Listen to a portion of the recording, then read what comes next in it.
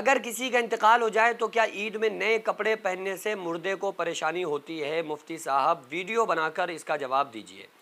देखिए, बहुत ही इम्पोर्टेंट मसला है कि अगर किसी का इंतकाल हो जाए तो उस घर में, उस घर के लोग क्या उसी साल ईद, जो पहली ईद पड़े, उसमें नए कपड़े पहन सकते हैं या नहीं पहन सकते? इस्लाम इस बारे में क्या कहता है? और अगर पहन लिए कपड़े तो मुर्दे इस पर रोते हैं या परेशान होते हैं या उनको दुख होता है, तो इसलिए हमें क्या करना चाहिए? पहनना चाहिए या नहीं पहनना चाहिए?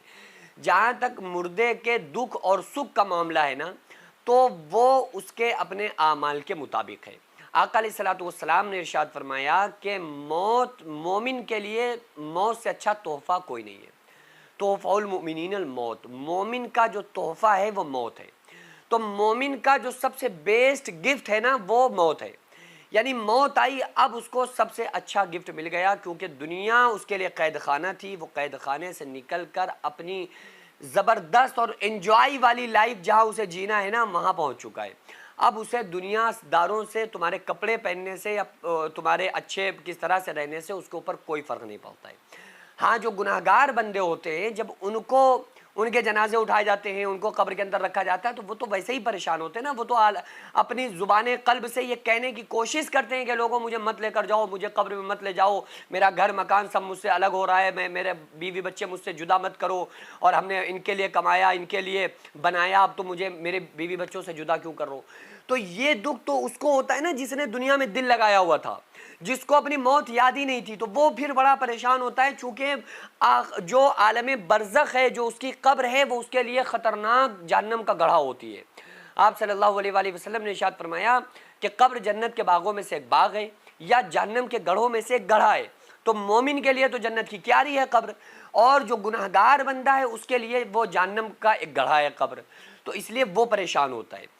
तो वो इसलिए नहीं कि आपने ईद में कपड़े पहन लिए, वो उसे कोई इस चीज़ से आपका मतलब नहीं है। हाँ, इतना ज़रूर उसे दुनिया वालों से मतलब रहता है कि अगर कोई इंसान उसको कुछ उसकी तरफ से सदका जारिया कर दे, कुछ उसकी तरफ से मदरसे व मस्जिद में दे दे, सफ़ दे दे, अच्छे कामों में लगा दे, दीन के कामों में खर्च कर दे, ठीक है। अब उसकी तरफ से कोई सदका जारिया कर दे तो ज़रूर मरहूमीन को इससे फ़ायदा हासिल होता है और मरहूमीन खुश होते हैं। आप सल्लल्लाहु अलैहि वसल्लम ने इरशाद फरमाया, एक शख्स आया ना, एक सहाबी, और कहा कि या रसूलल्लाह सल्लल्लाहु अलैहि वसल्लम, मेरी माँ का इंतकाल हो गया है, तो मैं चाहता हूँ अपनी माँ की तरफ से कुछ सदका खैरात कर दूँ।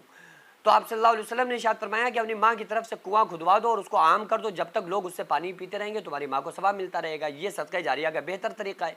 अब आज के दौर में आप मस्जिद में समर लगवा दें, आप मदरसों में दे दें, आप जो भी आप कर सकते हैं।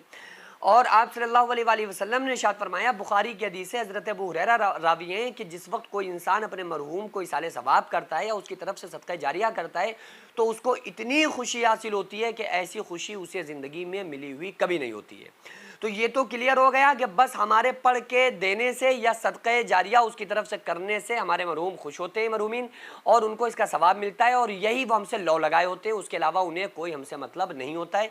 वो दुनिया उनकी पूरी तरह से ख़त्म हो चुकी होती है, दुनिया से उनका ताल्लुक़ टूट चुका होता है। अब रहा मसला ईद में कपड़े पहनने का, तो ईद में कपड़े पहनना तो सुन्नत है। आप देखें ना कि जंग बद्र वो रमज़ान में ही हुई है, रमज़ान के महीने में हुई है, और सहाबे किराम जब जंग बद्र को जीते हैं तो बस ईद से, ईद का करीब वक्त था, ईद थी, तो उन्होंने फिर ईद तो मनाई, और इस चीज़ की भी बड़ी खुशी थी कि फ़तह अल्लाह तबारक व तआला ने कामयाबी अता फरमाई है। तो उनमें से किसी ने ये क्यों नहीं कहा कि हमारे फ़ला साहबी या फ़ला शख्स, हमारा भाई, हमारा भतीजा, हमारा फ़ला फ़ला फ़ला का इंतकाल हो गया, फ़ला फ़ला शहीद हो गए जंग में, तो लिहाजा अब हम तो खुशी नहीं मनाएंगे, अब हम ईद नहीं मनाएंगे। तो ईद की खुशी का ताल्लुक़ किसी के इंतकाल से नहीं है, बल्कि ईद की खुशी का ताल्लुक़ बस ईद से है कि ये मुसलमानों की खुशी का दिन है, मुसलमानों के लिए ये खुशी का दिन है। और ये एक शुक्र का तरीक़ा भी है कि रमज़ानों में अल्लाह तबारक व तआला ने वो महीना अता फ़रमाया, उसमें मुसलमानों ने अल्लाह को राज़ी किया। अब कुछ लोग ये कहते हैं कि अगर कोई इंसान रोज़े नहीं रख पाया रमज़ान में किसी वजह से, या उससे कोई और गुनाह सरज़द हो गए, तो बस वो तो ईद ही नहीं मना सकता। ऐसा भी नहीं है। ईद की खुशी अपनी जगह है, रमज़ान की इबादत अपनी जगह है, और ईद में खुशी मनाना, कपड़े पहनना, नए कपड़े पहनना, सुरमा लगाना, साफ़ सुथरे रहना, नमाज ईद उल फित्र पढ़ना, ये तमाम चीज़ें सुन्नत हैं। तो आप सुन्नत को बिल्कुल भी तर्क ना करें ये समझ के कि हमारे यहाँ फ़ला का इंतकाल हो गया था, फ़ला क्या कहेगा, फ़ला क्या कहेगा।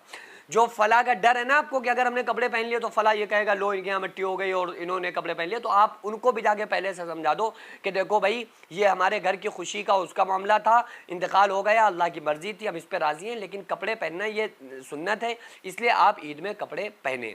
और अगर मरहूमीन से मोहब्बत है तो उनके लिए सबसे बेहतर यह है कि आप मस्जिदों में और मदरसों में अल्लाह के नाम पर उनकी तरफ से खर्च कर दें, तो अल्लाह तबारक तआला इसका सवाब उनको उस वक्त तक अता फरमाएगा जब तक कि मस्जिदों में मदरसों में अगर आपने दिया है पैसा, तो जब तक वो पढ़ाई होती रहेगी, तालीम होती रहेगी, कुरान पढ़ा जाएगा, दीन सीखा जाएगा, जब तक अल्लाह तबारक तआला मरहूमीन को सवाब अता फरमाएगा। जो मदरसा आप देख रहे हैं ये लेडीज़ मदरसा है, जिसकी ज़मीन को मैंने अपना खेत बेचकर जिसको ख़रीदा और 1 मंजिल तक बनाने का फ़िलहाल इरादा है, इंशाल्लाह बना लूँगा, लेकिन उसके बाद इसमें करोड़ों रुपए का खर्च है। आप लोगों से गुजारिश है ज़्यादा से ज़्यादा इसमें ताबुन करें, अल्लाह तबारक तआला इसका अज्र आपको 70 गुना आखिरत में, 10 गुना दुनिया में और मरने के बाद क़यामत तक अल्लाह ताला इसका सवाब आपको अता फरमाएगा।